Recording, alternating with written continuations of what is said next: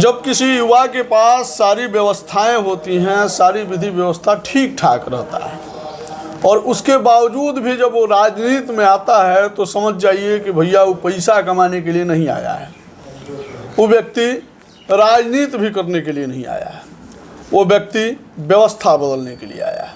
बता दें कि हमारे साथ सिवान जिले के जिला परिषद गोरिया कोठी के भावी जनसुराज के उम्मीदवार, लगभग ये तय हो चुका है कि जनसुराज के टिकट पर रमेश सिंह ही लड़ेंगे गोरिया कोठी विधानसभा से।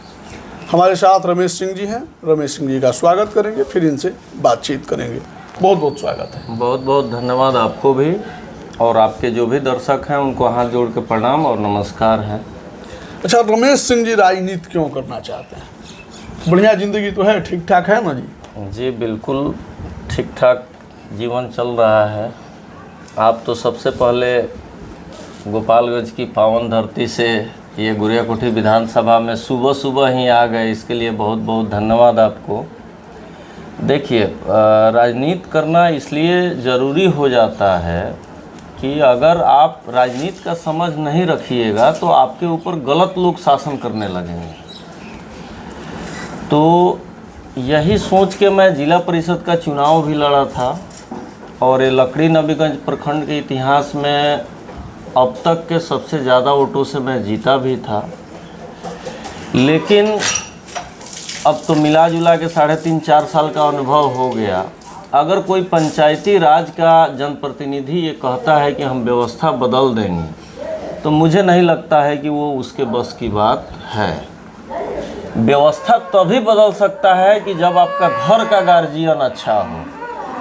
घर का गार्जियन मतलब माननीय मुख्यमंत्री जो इस राज्य के मुखिया जी हैं, वो अगर अच्छे रहेंगे तो ही हम लोग तो अंग हो गए ना, तो ही व्यवस्था बदल सकता है, नहीं तो नहीं बदल सकता है। और इस व्यवस्था में जो अभी हम देख रहे हैं, यहाँ कमीशन को नियम मान लिया गया है। कमीशन को नियम मान लिया? कमीशन को नियम मान लिया गया है। तो मुझे नहीं लगता है कि जिस सरकार में कमीशन को नियम मान लिया जाता हो, वहाँ पे कुछ अतिरिक्त आपको बदलाव देखने को मिलेगा। सर, जैसे कि आप जिस जिला परिषद क्षेत्र संख्या से आते हैं जी, उसमें विकास आप किए हैं ना?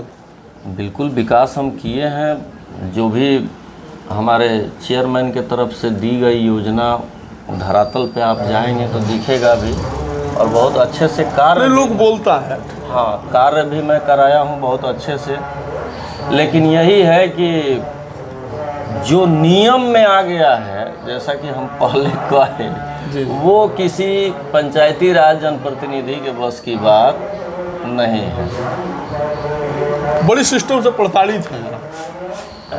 हाँ, एक संवैधानिक पद पर होते हुए भी हम सिस्टम से प्रताड़ित तो हैं, इसलिए कि हम देख रहे हैं कि हमारे सामने वो दाखिल खारिज हो, प्रधानमंत्री आवास योजना हो, या अन्य जो आम लोगों का, गरीब लोगों का जिनसे सामना होता है, उनसे हर कार्य के लिए पैसा ले ली जाती है। ये मेरे सामने दिख रहा है। रमेश सिंह पैसा लेते हैं?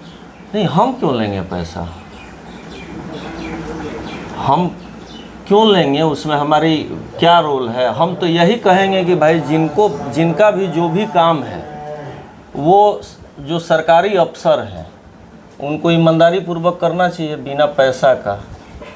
लेकिन लोग आकर बताते हैं कि इस काम के लिए हम गए थे इतना दिए, इस काम के लिए गए थे इतना दिए, तो बहुत पीड़ा होता है, बहुत कष्ट होता है कि पंचायती राज के सबसे बड़े पदों पर लोग जिताए हैं, और ये देखते हुए, जानते हुए हम इस व्यवस्था को, जो कमीशन को नियम मान लिया गया है, उसे हम रोक नहीं पा रहे हैं। क्या प्रशांत किशोर आएंगे तो व्यवस्था बदलेगा? अगले दिन से ही आपको ज़मीनी स्तर पे बदलाव देखने को, ये गोरिया कोठी विधानसभा के साथ साथ पूरे बिहार की व्यवस्था अगले दिन से ही आपको ज़मीनी स्तर पे बदलाव दिखने लगेगा। ये यकीन है गोरिया कोठी विधानसभा के जनता को कि भाई ये सड़ चुकी व्यवस्था जब बदलेगी, जनसुराज की सरकार जब आएगी, तब ज़मीनी स्तर पे बदलाव देखने को मिलेगा। जीते हुए विधायक सांसद मंत्री एमएलसी के भी दरवाजे पर मैं जाता हूँ इंटरव्यू करने के लिए। जब जाता हूँ वहाँ पे तो ऐसा सिस्टम नहीं देखते हैं जिसको देखने के लिए, जिससे बतियाने के लिए 10 गो लोग उसके दरवाजे पर बैठा हुआ है और उसका बात खूब बढ़िया से जो प्रतिनिधि है बैठ के सुन रहा है। लेकिन आपके दरवाजे पे जब हम आए हैं तो 2, 4, 5, 10 लोग थे और उन लोगों की बात बड़ा बढ़िया से सुन रहे थे। हाँ, अब मोबाइल पे भी आप फोन उठा रहे थे। नहीं, मेरा देखिए, जीतने से पहले का स्वभाव और जीतने के बाद का स्वभाव में कोई अंतर नहीं है। इसी तरह से पहले भी थे, जीतने से पहले भी। हाँ, ये है कि व्यवस्था से पीड़ित हम स्वयं हैं, इस सिस्टम से पीड़ित हैं और इस सिस्टम को सरकार स्तर पे ही बदला जा सकता है। मैं आपसे ये कह रहा हूँ आपके चैनल के माध्यम से कि जिनके लड़के इंजीनियर हैं तो उनका भी लड़का दूसरे प्रदेश में अपना नौकरी कर रहा है और जिनके लड़के मजदूर हैं उनका भी लड़का जाकर दूसरे प्रदेशों में ही मजदूरी कर रहा है। आखिर इस व्यवस्था का जिम्मेदार कौन है? 20 बरस बाद, 19 बरस 11 महीने के बाद माननीय मुख्यमंत्री जी अचेत अवस्था से बाहर आए। कोई बताया होगा कि हम लोगों के यहाँ भी इंडस्ट्रीज होना चाहिए, तो अभी वो एक आध जगह पूरे राज्य में वो ज़मीन की व्यवस्था में लगे हैं, जबकि इस व्यवस्था में उनको फर्स्ट डे ही लग जाना चाहिए था जब वो प्रथम बार 2005 में सीएम बने थे। लेकिन क्या कहा जाए, हम लोगों का दुर्भाग्य है कि आज तक हम लोग सड़क, बिजली, पानी पर ही वोट देते आए हैं और जो बड़े नेता हैं दूसरे दलों के, अनाज भी है। हाँ, 5 किलो अनाज भी है और वो लोग हम लोगों को इसी सब मुद्दों में उलझा कर रखे हैं। अच्छा, मैं ये बोलता हूँ हमें 5 किलो अनाज नहीं चाहिए, किसी भी गरीब को 5 किलो अनाज नहीं चाहिए। आपको फ्री ही करना है तो सिर्फ शिक्षा और चिकित्सा कर दीजिए। इसके अलावा मुझे आपका फ्री में कोई भी योजना नहीं चाहिए। हम पढ़ लिख लेंगे तो हम बिजली का बिल भी भर देंगे, राशन भी खरीद लेंगे, अपना परिवार बढ़िया से चला लेंगे। लेकिन सरकार भी ये जानती है, ये चाहती है कि नहीं भाई, बिहार एक मजदूरों का राज्य बनकर रह जाए। अभी देखिए ना, ये मुख्यमंत्री जी नई एक योजना लेकर आए हैं मजदूरों को खाते में 5-5 हज़ार रुपये डालने का। आज तक किसी प्रदेश में योजना आप सुने हैं? इससे स्पष्ट होता है कि नहीं कि सरकार भी मान रही है कि ये मजदूरों का राज्य बनकर रह गया है। इससे स्पष्ट होता है ना जी। तो इसलिए ये व्यवस्था परिवर्तन जरूरी है। बड़ी साफ बोलते हैं रमेश सिंह। जब गौवा में जाते हैं, जगह जगह चौपाल वगैरह लगाते हैं, लोगों से बातचीत करते हैं तो लोगों को बतिया समझाते हैं। बिल्कुल, हम जा रहे हैं लोगों के पास तो लोगों को अवगत करा रहे हैं। भाई लोग समझ रहा है लोग। अब पूरे बिहार में तो हम नहीं घूम रहे हैं, मतलब जहाँ जहाँ आपके चैनल के माध्यम से हम आग्रह ही कर सकते हैं। लेकिन गोरियाकोठी विधानसभा के देवतुल्य जनता सभी लोग जग गए हैं और इस बार इस विधानसभा का परिवर्तन बहुत भारी मतों से होकर रहेगा। स्कूल के बस्ता छाप पर ही लोग यहाँ के वोट करेंगे। जो बड़े नेता हैं आपके गोरियाकोठी में, वो लोग कहते हैं कि कई गो लोग आ गया है जनसुराज में जिसको मालूम ही नहीं कि कोई गो बूथ है, कई गो पंचायत है, वो नेता बनेगा, वो राजनीति करेगा। मैं जानना चाहता हूं कि रमेश सिंह को मालूम है कई गो बूथ है? बिल्कुल मालूम है, मुझे सब मालूम है। ये इस विधानसभा में 345 बूथ है। सुनिए, पंचायत बूथ 42 गो पंचायत है, वो सब छोड़िए ना। अब यही आप सवाल किए तो ये जो सड़क सामने दिख रहा है जी, इस सड़क को स्वतः बन जाना था। ये सड़क स्वतः बन जाता और इसके लिए हम जिला परिषद के सदन में हम अपना आवाज़ भी उठाए। जो पथ निर्माण विभाग के इंजीनियर हैं उनको बताए भी, वो आश्वासन भी दिए। अब काम शुरू भी हो रहा है। लेकिन अब आप कभी माइक लेकर जाइएगा यहाँ के माननीय विधायक जी के पास, अगर मेरा बात गलत होगा ऑन कैमरा हम कह रहे हैं, जो भी होगा हम पूछेंगे, इस्तीफा दे देंगे। आप ही आकर कहिएगा कि आपका विधायक जी बात गलत काट दिए तो हम इस्तीफा दे देंगे। आगे जाइएगा तो एक बोर्ड लगा हुआ है, उस बोर्ड पर सिर्फ नाम माननीय विधायक जी का है जी, जो कि गलत है, जो कि अवैध है। मैं बोल रहा हूँ ऑन कैमरा। वो रोड अवैध है। विधायक जी नहीं बनवाए हैं? नहीं, अवैध है उनका बोर्ड लगना।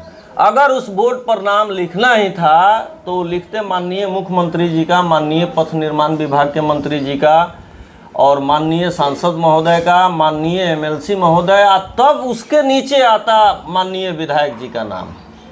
अभी जाकर देखिए सिर्फ विधायक जी का ही नाम है। कहाँ है मतलब?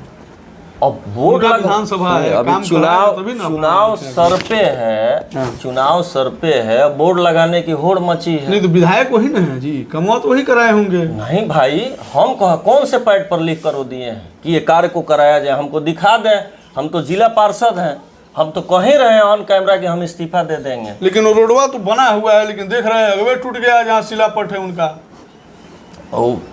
अभी बनना ये शुरू हुआ है और शिलापट जो लगा है जी। वो गलत लगा है, अवैध लगा है। शिलापट लगा के जो लोग नहीं समझ रहे हैं उनको दिखाना है कि भाई ये मेरे फंड से काम हो रहा है, जबकि 1% भी उनका रोल इस सड़क बनवाने में नहीं है। तो इसका विरोध किया आप? नहीं, विरोध नहीं, 2-3 मीडिया के साथी आए थे, उनसे ही हम कहे कि भैया यहाँ के जो गुरियाकोठी के माननीय विधायक जी हैं उनके सामने आप कैमरा ले जाइए, माइक ले जाइए, उनसे पूछिए कि उस बोर्ड पे सभी लोगों का नाम होना चाहिए कि नहीं होना चाहिए। और अगर वो बोलते हैं कि नहीं होना चाहिए, सिर्फ मेरा ही होना चाहिए, तो आप लोग ऑन कैमरा आइए और मेरे से इस्तीफा लीजिए, मैं अपने डीडीसी डीएम साहब को चल के इस्तीफा दे देता हूँ। अच्छा, ये रमेश सिंह जो हैं, ठीक है जी, जितना मुखर होके बोल रहे हैं जी, जिस तरीके से मजबूत इरादे आपके दिख रहे हैं जी, क्या इतना ही मजबूती के साथ चुनाव लड़ेंगे? बिल्कुल मजबूती के साथ मैं एकदम चुनाव लड़ूंगा और ये गुरियाकोठी विधानसभा का सीट हम जीतेंगे। जीतेंगे? जीतेंगे। लड़ाई किससे है आपकी? लड़ाई किसी से नहीं है, लड़ाई किसी से नहीं है। अब तक जो हमारा मेहनत हुआ है वो लोगों के पास जाकर जन सुराज के नीतियों से अवगत कराना, हम आश्वस्त है कि हम जीतेंगे और रोज मेहनत जारी ही है। क्या मंजर होगा गुरियाकोठी का? जीत दर्ज करेंगे, भारी मतों से जीत दर्ज करेंगे। जिला परिषद वाला रिकॉर्ड टूटेगा गुरियाकोठी में? बिल्कुल टूटेगा इस बार टूटेगा भैया। सारे लोग सिस्टम से पीड़ित हैं। मैं ऑन कैमरा पूछना चाहता हूँ, ये गुरियाकोठी विधानसभा के साथ साथ जितने भी बिहार के माननीय विधायक और सांसद जो अब तक बने हैं, क्या उनके कार्यकर्ता लोग उनके कान में जाकर नहीं बताते हैं कि भैया आवास योजना में पैसा ली जाती है, दाखिल खारिज में पैसा ली जाती है। आज तक जब से आप पत्रकारिता कर रहे हैं तब से आप उठा के बताइए, किसी का वीडियो हो, कोई सदन में इस बात को रखा हो कि महोदय हमारे यहाँ ये गलत कार्य होता है, उसके पीछे क्या रीजन है? आप सोचे हैं कभी? सबको कमीशन चाहिए, सबको कमीशन चाहिए। लेकिन मैं जीतने के बाद तो सिवान सदन में उस दिन भी ये बात रखा था और आज भी रखता हूँ, परंतु हमारा दुर्भाग्य है कि ज़्यादा आप बोलिएगा तो प्रोसीडिंग से बात हटा दी जाएगी या सुनवाई नहीं होगी। रमेश सिंह को कमीशन चाहिए कि नहीं? नहीं, हमको नहीं चाहिए।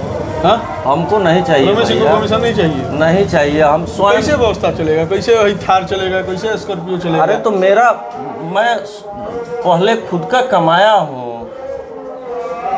हमारे पास वैसी व्यवस्था आज ही से थार थोड़ी है हमारे पास, चाहे स्कॉर्पियो। यानी कि व्यवस्था न हो तो चुनाव नहीं लड़ना? हमारे पास जब हम चुनाव का कभी सोचे भी नहीं थे। 2009 से परमानेंट हमेशा बड़ी गाड़ियां रही हैं, तो ऐसा थोड़ी है कि आज जिला पार्षद बने हैं तो थार है चाहे स्कॉर्पियो है।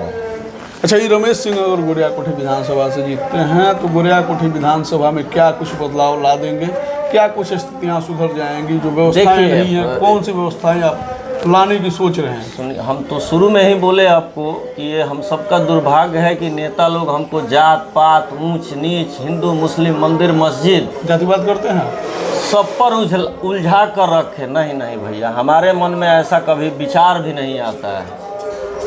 आप कोई भी वर्ग से हो, आपका उत्तम व्यवहार है तो हमारे लिए आप पूजनीय हैं, हमको कास्ट से मतलब नहीं रहता है। लेकिन पहली बार बिहार में कोई आया है जो सिर्फ मुद्दों की बात कर रहा है। जन सुराज की किताब में जात शब्द नाम का कोई चीज़ नहीं है। यानी कि जन सुराज अगर पार्टी नहीं होती तो आप कोई पार्टी ज्वाइन नहीं करते?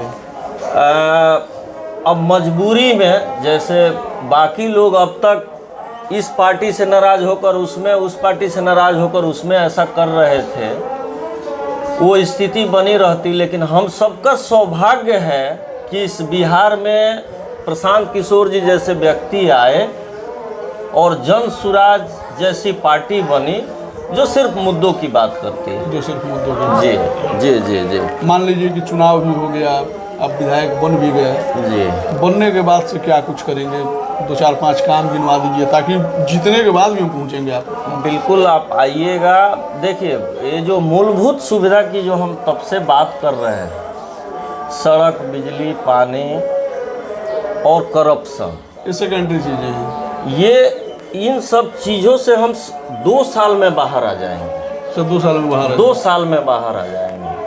और जो बचेगा हमारा 3 साल, वो जो 3 साल हमारा समय रहेगा, उस पर हम फैक्ट्री और उद्योग की जो जन सुराज की नीति है, जो प्रशांत किशोर जी का सोच है, और यहाँ पे पैसों की कमी नहीं है, सिर्फ सोच की कमी है। एक और उदाहरण मैं देता हूँ।